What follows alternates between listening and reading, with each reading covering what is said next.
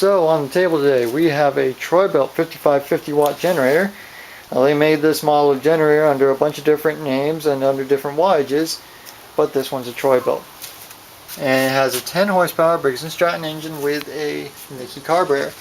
And as you could tell, it will only run properly with the choke fully on. If you take the choke off one click, it spits and sputters and is very unhappy. At half choke, it just dies. So this has a clogged carburetor, and normally for this, what I would do is I would take the carburetor off, clean everything out through mechanical methods, a little piece of wire to clean out each individual jet and all the holes on the emulsion tube, and then blow everything out with compressed air and run it through the ultrasonic cleaner. But for this particular one, I wanted to do things a little bit differently. So we need to make a quick change around here. That's more like it. Now, for those of you who don't know, I live in Florida, and about a month ago, Irma came through, knocked out power for me and a bunch of other people. Now, every time a hurricane comes through, you hear about people buying up generators. I always think about the people who have had one for years, and it's run once or twice, but other than that, just sits around all of the time. And I think about how they go to pull it out in the middle of a storm or in the middle of a power outage, only to find that it won't start or won't run properly, and now they're basically SOL. They've got no power, their only generator is broken. What are you going to do? So basically what I'm going to do is I'm going to fix this as if I'm in the middle of an emergency situation. So no electricity, no lights except for battery powered lights. The only thing I'm going to use electrically powered is hand tools that are battery operated, power tools that are battery operated. No compressor, no ultrasonic cleaner. I'm going to do it all with methods and materials that the average person is going to have at home. And it's going to get interesting because although I mainly have that really old taped together light here for effect right now, it is rapidly getting dark here. So pretty soon that's going to be my only source of light. So let's get to it.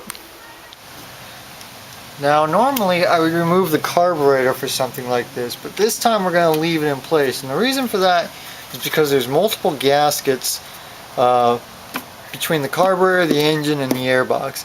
And when you remove the carburetor, they usually tear. Now you can make new gaskets, which is what I usually do. However, we're assuming that this is an emergency, and most people probably don't have gasket material on hand in an emergency, and the chances of an auto parts store where you could get gasket material being open is pretty slim in that situation. So we're not going to do that.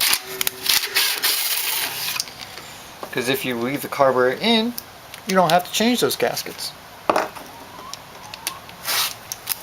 The first thing I'm going to do is get this plastic cover out of the way.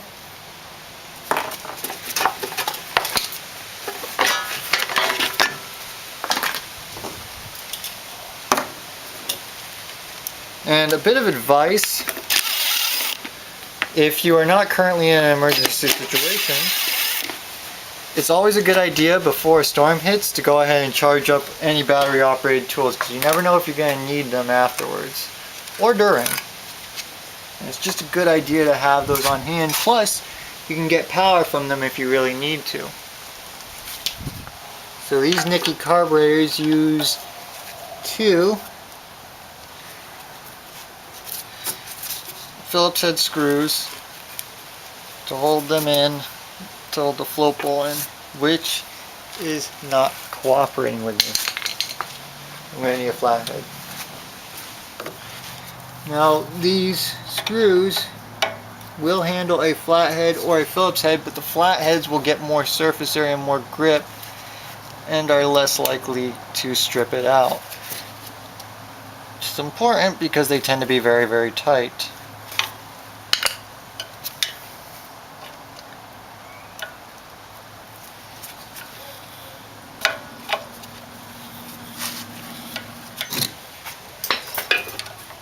I kind of cheated on the other bolt. I used a combination of flexible bits with the impact because it was tight.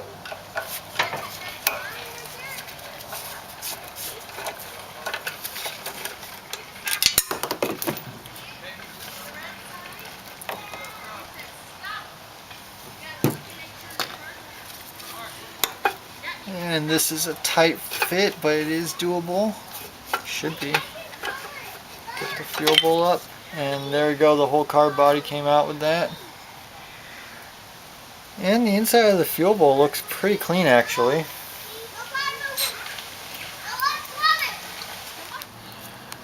So the carburetor actually looks pretty clean. There's the main jet. You can see the main jet is clear. You can see the carburetor bowl doesn't have much in it either.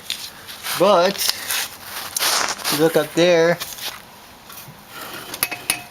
you can see the carburetor is actually full of, or the emulsion tube, I mean, it's got a bunch of nasty corrosion on it and some gunk buildup, so that's probably clogged up in there, and that's probably what's causing it to not run with the choke off. So we're going to go ahead, we're going to go find a wire, get this cleaned out. So I've got this little wire from a grinder, from a wire wheel from an angle grinder, and we're going to use this for the main jet and the emulsion tube holes, and then I've got this big piece of wire for the central hole in the emulsion tube, because it's larger and longer than what I can reach with this. So now I'm going to go ahead and clean all the holes in the emulsion tube just like I normally would, except it's still on the engine this time.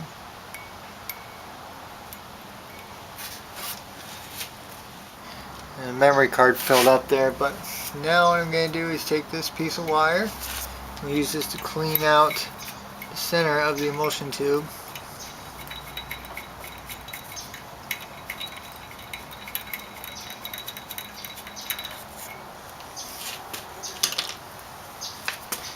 Now, normally this is the part where I blow everything out with compressed air, but we're using the air compressor. Now normally I'd recommend carburetor cleaner for this, but I don't have carburetor cleaner. What I do have is brake cleaner. And while this isn't ideal, we're going to run it immediately afterwards and flush all of it out. So we're just using this to rinse stuff.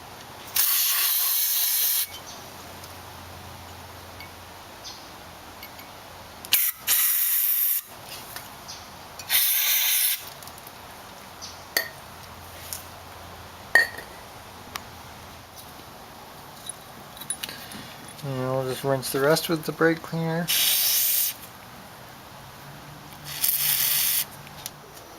Well, I was having an issue getting the carburetor bowl back on because there's a little spring that goes between the plastic carb body and the bowl, and getting that into place with it the normal way up was kind of impossible. So what I've done is just kind of flip the whole generator on its side. You can in fact do this, it will not harm the generator. The only thing is you need to make sure you drain all the gas out first so it doesn't spill out and go everywhere and become a fire hazard. So the lack of light was kind of becoming an issue though, and I said I was going to do this without a bunch of lights, so I'm still doing it without a bunch of lights, but I did really go ahead and get out my LED drop light. But it's plugged into an inverter that's plugged into my truck, so you know, still this is something you could do in the event of an emergency. Now we're just going to reposition this. So the gasket is already seated in there properly, and I'm just going to go ahead and rest the entire carb body on there, making sure that the main jet does not fall out. And now I'm going to try to get this spring to stay put.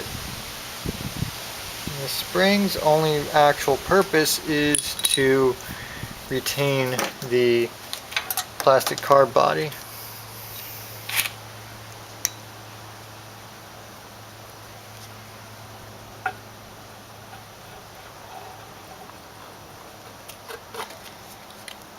And there it goes, it's in. And we'll just put the screws in.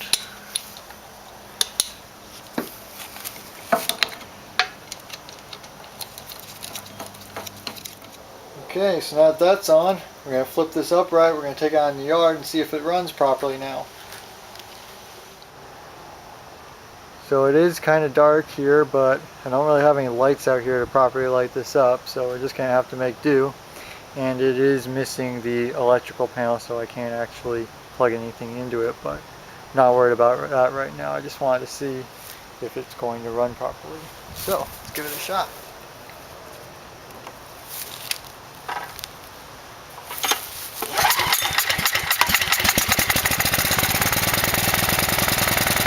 Oh, it's sputtering on full choke, that's good.